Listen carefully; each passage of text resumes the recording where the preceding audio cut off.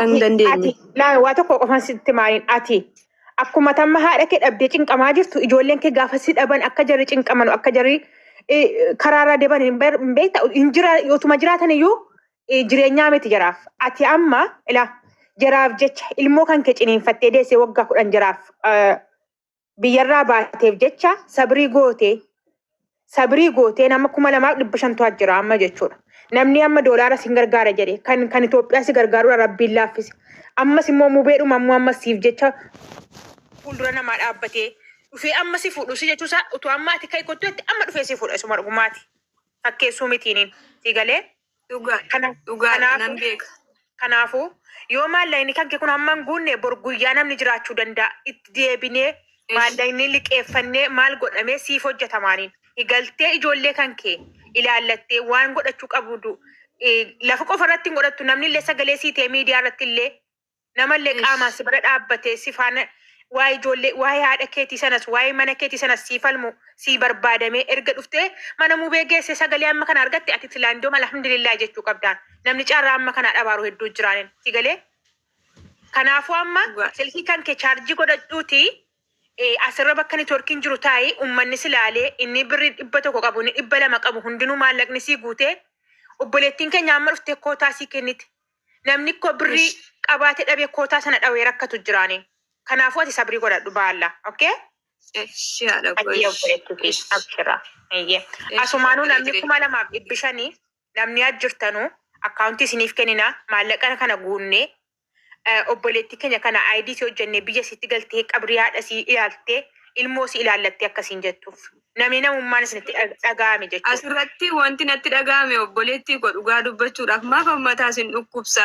Anan obboleessa kootti dadhabe kan inni itti dadhabee itti cannaqamee bara hamma kana dabarse iyyuu natti cakkane yooti maafan sammuu isin dhukkubsana sammuu dhukkubsataa kana maan sirratti saadhana kan natti dhaga'ame.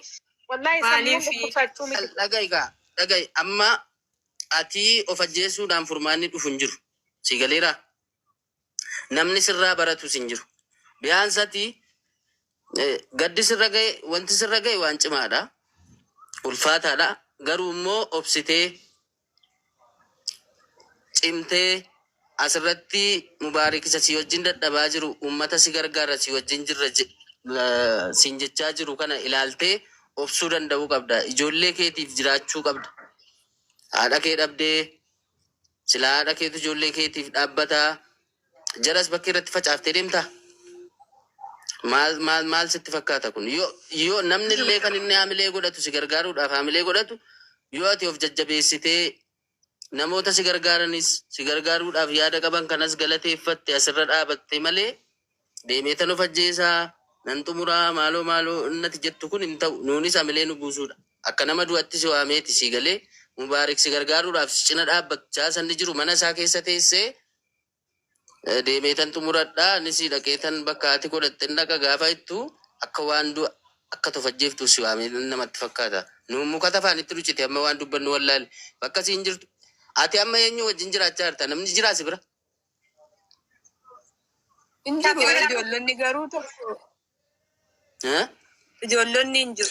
Ijoollonni hin jiru rakkoo hin qabu. Anis eddamman isin argadhe yoo nan jajjabaadha. Isoo danaan jettanii abdii isin godhadhee nan dhaabbadha. Rakkoo hin qabu. Niphatiin abboleeyyan Waaqayyo isin haa eebbisu.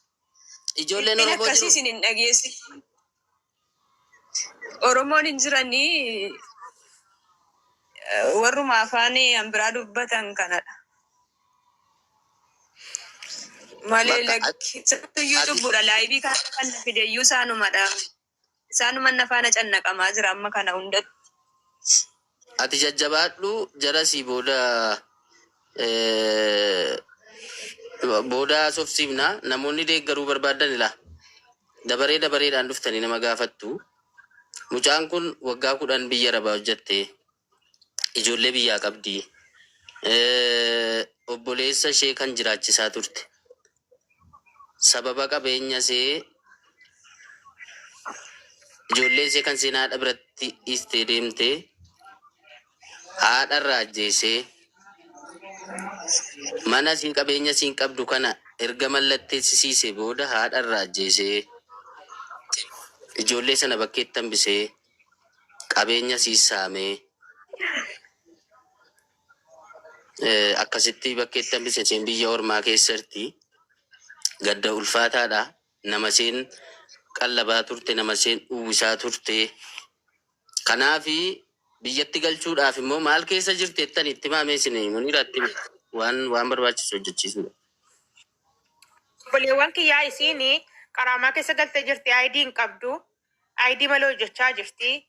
ID si hojjechiisuudhaaf kootaan namni bakka kootaa duwwaa kennitee fi kaatee saayyee immoo maal obboleettiin keenya kootaa kennitee fi natsaa garuu waraqaa ID hojjechiisanii galattee akkasiin ijoollee siis ilaaltee haadha si akkaataa du'aa haadha siis ilaaltee obboleessa si sana qabsiifattee deebituu fi diraamaa qaraamaa si 2,000 yoo ta'e ID si 6,000 yoo ta'e 8,000 biyya kanaa diraamaa jechuudha.